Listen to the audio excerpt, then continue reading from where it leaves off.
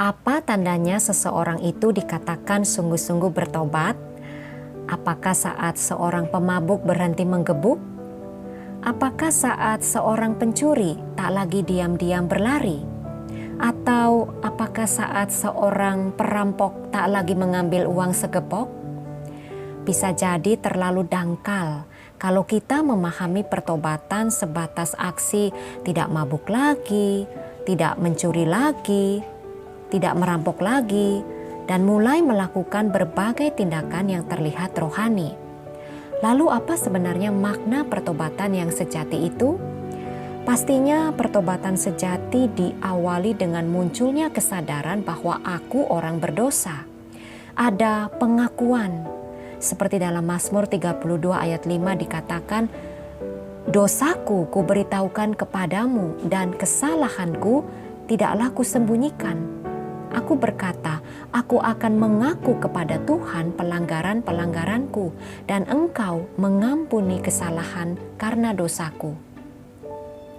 Setelah pengakuan ada penyesalan yang sungguh-sungguh dan meminta pengampunan Tuhan. Dan akhirnya kita memutuskan untuk meninggalkan kehidupan lama yang berdosa itu, lalu mulai berbalik untuk mengikuti jalan Tuhan.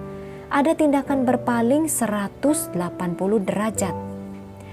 Kita bisa meneladan sikap Paulus saat ia berpaling dari seorang penganiaya jemaat Tuhan menjadi seorang yang setia kepada Tuhan.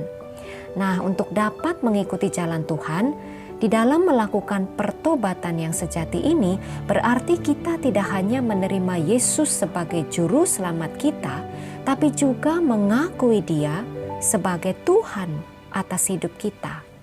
Artinya, kalau Tuhan berlaku sebagai penguasa tunggal atas hidup kita, kita mau mempercayai dan menaati firman-Nya ketika kita mendengarnya. Kita harus punya sikap taat yang lahir karena kita mengasihi Tuhan. Sebab seorang pencuri yang berhenti mencuri belum tentu sungguh-sungguh mau taat sepenuhnya kepada Yesus, apalagi meneladan hidupnya. Kita pun seringkali memilih-milih firman Tuhan yang kedengarannya enak kita aminkan, tapi yang gak enak kita tinggalkan.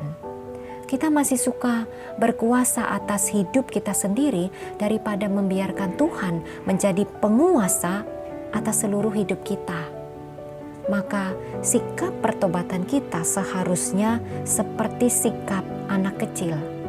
Dalam Matius 18 ayat 3 Yesus berkata, "Sesungguhnya jika kamu tidak bertobat dan menjadi seperti anak kecil ini, kamu tidak akan masuk ke dalam kerajaan sorga."